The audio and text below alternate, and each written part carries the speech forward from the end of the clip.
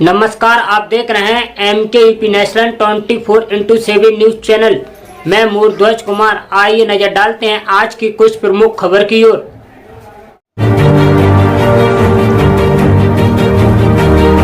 उत्तर प्रदेश के कासगंज में पधारी सपा सुप्रीमो अखिलेश यादव। सरकार ने नौजवानों के साथ किया धोखा। बीजेपी नहीं देना चाहती बेरोजगारों को नौकरी। अग्निवीर व्यवस्था से कोई भी खुश नहीं हो रही सकती सीमाओं की सुरक्षा। 20,000 से अधिक समर्थकों को किया सम्मानित। मैं आपके साथ हूं अखिलेश कुमार गुप्ता। वक्त हो चला है आज की ताजा तरीन खबरों का, तो आइए करते हैं आज की विशेष खबर। सपा सुप्रीमो अखिलेश यादव कासगंज में पहुंचे, जहां उन्होंने तुलसीदास की जन्मस्थली भगवान वराह की प्रकट स्थली सोनो मेला ग्राउंड में एक विशाल चुनावी जनसभा को संबोधित किया। इस दौरान उन्होंने बीजेपी सरकार पर जमकर जुबानी हमला किया। परिवार के उम्मीदवार देवेश साथी को समर्थन देने की अपील की, साथ ही ईवीएम पर सवाल भी खड़े किए।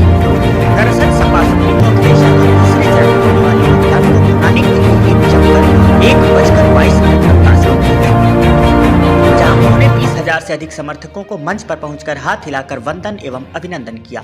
चिलचिलाती धूप में समर्थक पसीना से तरबतर होते हुए रुके रहे। उन्होंने सपा इंडिया गठबंधन प्रत्याशी देवेश साथी के समर्थन में चुनावी जनसभा को संबोधित करते हुए भगवान वराह, तुलसीदास आदि दूसरों को नमन करते हुए भाजपा सरकार पर निशाना साधा। उन्होंने नौजवानों बेरोजगार लोगों को उत्साहित करते हुए कहा कि नौजवान फौज में जा सकते थे लेकिन नौकरी मिल सकती है। अब बताओ, अग्निवीर व्यवस्था से कौन खुश है? ये अग्निवीर व्यवस्था 4 साल की नौकरी और 4 साल नौकरी के साथ साथ तो कोई सुविधा भी नहीं है, कोई सम्मान नहीं, घर वापस आ जाओगे, कोई पेंशन नहीं। अग्निवीर व्यवस्था से हमारी सीमाओं की सुरक्षा नहीं। इसलिए हम अपने नौजवानों से कहना चाहते हैं कि इंडिया गठबंधन सरकार बनाने जा रहा है, जिताइए, मदद कीजिए, जो वही व्यवस्था नहीं तो कायम करेंगे। संबोधन एक अखिलेश यादव सपा सुप्रीमो की जो भी परीक्षा हुई सब में पेपर लीक हो गया, सब पेपर लीक किए सरकार ने। मैं अपने नौजवानों से कहना चाहता हूं कि ये जानबूझकर पेपर लीक किए सरकार ने, जानबूझकर इसलिए किए हैं क्योंकि लोगों को ये नौकरी नहीं देना चाहते, रोजगार देना नहीं चाहते, इसलिए पेपर लीक किए जा रहे हैं। अगर इस सरकार में पहला पेपर लीक हुआ था तो कार्रवाई की गई होगी, तो 10 पेपर लीक नहीं होगा। याद करो जब पुलिस भर्ती हुई थी, लोगों ने कहा था कि इंतजाम हो गया है, बहुत अच्छा इंतजाम, सुरक्षित परीक्षा होगी, ये बीजेपी के लोगों ने कहा था। हमारा नौजवान सालों से तैयारी कर रहा था, पढ़ाई कर रहा था, मेहनत कर रहा था, दिन रात जाग कर ना जाने कहां से इंतजाम किया होगा, फॉर्म भरा होगा और परीक्षा स्थल तक पहुंचा इंतजाम करके। लेकिन जब घर लौट कर आया तो पता लगा कि पेपर लीक हो गया, परीक्षा दोबारा होगी, परीक्षा रद्द हो गई। इस सरकार की मजबूरी में हमारे नौजवानों की जल दबाव में परीक्षा संबोधन। दरअसल सपा सुप्रीमो अखिलेश यादव तीसरे चरण में होने वाले मतदान को भुनाने के लिए 1:22 पर कासगंज पहुंचे, जहां उन्होंने 20,000 से अधिक समर्थकों को मंच पर पहुंचकर हाथ हिलाकर वंदन अभिनंदन किया। चिलचिलाती धूप में समर्थक पसीना से तरबतर होते हुए रुके रहे। उन्होंने सपा इंडिया गठबंधन प्रत्याशी देवेश साथी के समर्थन में चुनावी जनसभा को संबोधित करते हुए भगवान वराह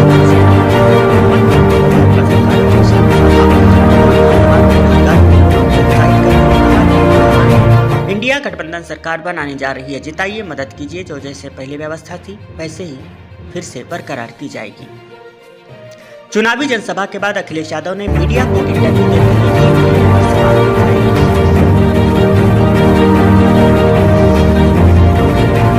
और जितने भी भ्रष्टाचारी हैं, जितने भी अपराधी, माफिया, उन सबको भारतीय जनता पार्टी ने अपनी गोदाम में रख लिया है।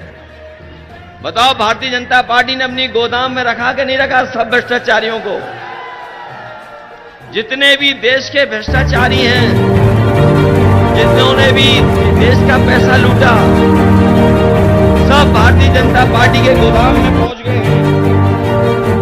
और गोदाम इतनी बड़ी बना ली कि हर दल के लोगों को शामिल कर लिया उन्होंने। परीक्षा लिखवाई, इनकी जो भी परीक्षा हुई सब में पेपर लीक हो गया, सब पेपर लीक किए सरकार ने। और मैं अपने नौजवानों से कहना चाहता हूं, ये जानबूझ करके पेपर लीक किए सरकार ने, और जानबूझ के इसलिए किए हैं क्योंकि ये नौकरी नहीं देना चाहते, रोजगार नहीं देना चाहते, इसलिए पेपर लीक किया। और इस सरकार ने अगर कार्रवाई की होती जब पहली बार पेपर लीक हुआ था तो 10 परीक्षाओं का पेपर लीक नहीं होता। याद करो जब पुलिस भर्ती हुई, इन लोगों ने कहा कि इंतजाम हो गया, बहुत अच्छा इंतजाम है, सुरक्षित परीक्षा होगी। इन बीजेपी के लोगों ने कहा कि सुरक्षित परीक्षा कराई जाएगी, कोई पेपर लीक नहीं होगा। हमारा नौजवान जो तैयारी कर रहा था सालों साल से, जो पढ़ाई कर रहा था, मेहनत कर रहा था दिन रात जाग करके, न जाने कहां से इंतजाम किया होगा, फॉर्म भरा और परीक्षा स्थल तक पहुंचा अपना इंतजाम करके, लेकिन जब घर लौट करके आया तो उसे पता लगा कि पुलिस भर्ती का भी पेपर लीक हो गया है और परीक्षा दोबारा होनी चाहिए, परीक्षा रद्द हो।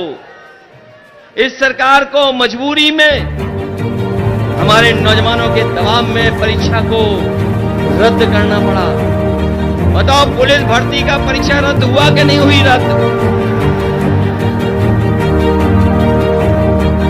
ये वो नौजवान हैं जो फौज में जा सकते थे, नौकरी पक्की मिल सकती थी। ये वो नौजवान हैं जिन्हें फौज की वर्दी मिल सकती थी।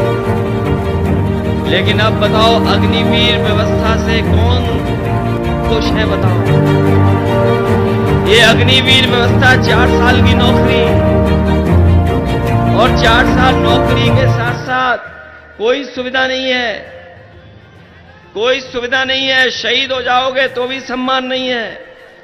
घर वापस आ जाओगे, जब घर वापस आओगे तो पेंशन भी नहीं है।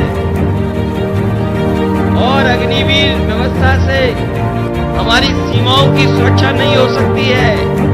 इसलिए अपने नौजवानों से हम कहना चाहते हैं, इंडिया गठबंधन सरकार बनाने जा रहा है, आप अपना बूथ जिताइए, मदद करिए और ये अग्निवीर व्यवस्था खत्म कर करके जो पहले व्यवस्था थी पक्की नौकरी वाली, वो व्यवस्था बनाने का काम करेंगे।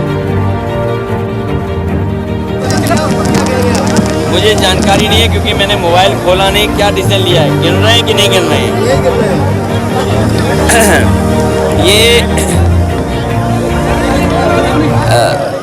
ये लड़ाई बहुत लंबी है। वीवीपैट को लेकर के, ईवीएम को लेकर के और बैलेट पेपर को लेकर के ये लड़ाई लंबी है। माननीय सुप्रीम कोर्ट का जो भी फैसला है उसको अंततः सब स्वीकार करेंगे, लेकिन लड़ाई रुकेगी नहीं।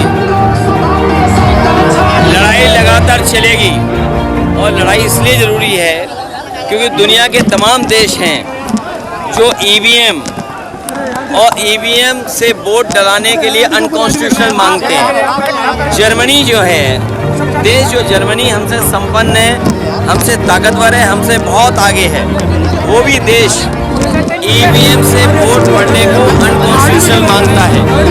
ये लड़ाई लगातार चलती रहेगी और इस बार के चुनाव में, क्योंकि 2 चरण के चुनाव खत्म हो चुके हैं, तीसरे चरण के चुनाव में हम और आप लोग खड़े हैं। मैं एक ही बात कहना चाहूँगा कि इंडिया गठबंधन को जिताओ, समाजवादी पार्टी को जिताओ, सरकार बनाओ और ईवीएम भी हटाओ। अखिलेश जी, आपने देवेश साहब को टिकट दे करके एटा लोकसभा से पीडीए का संदेश दिया है, क्या कहेंगे?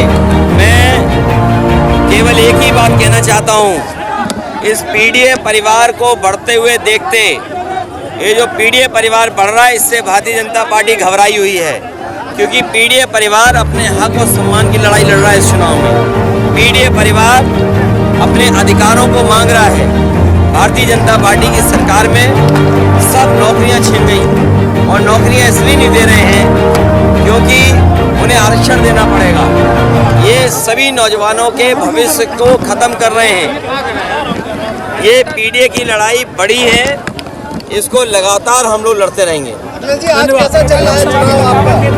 अभी तक तो जो सुनने में आ रहा है, साइकिल और कांग्रेस और इंडिया गठबंधन के पक्ष में बहुत वोट पड़ रहा है। जिस तरीके से पहले चरण में वोट पड़ा था, उससे बेहतर लोग इस बार डाल रहे हैं, क्योंकि लोग ये महसूस करते हैं कि महंगाई और बेरोजगारी और अन्याय सरकार ने बढ़ाया है।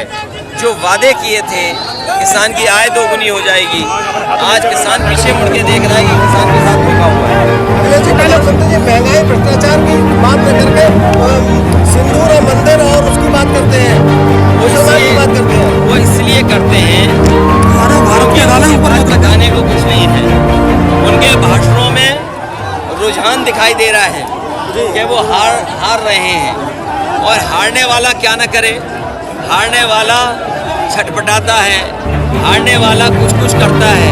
अगर मैदान में पहलवान को देखते हो आप, जब हारने लगता है तो वो काटता है, कभी कपड़े फाड़ता है, कभी उंगली तोड़ने की कोशिश करता है।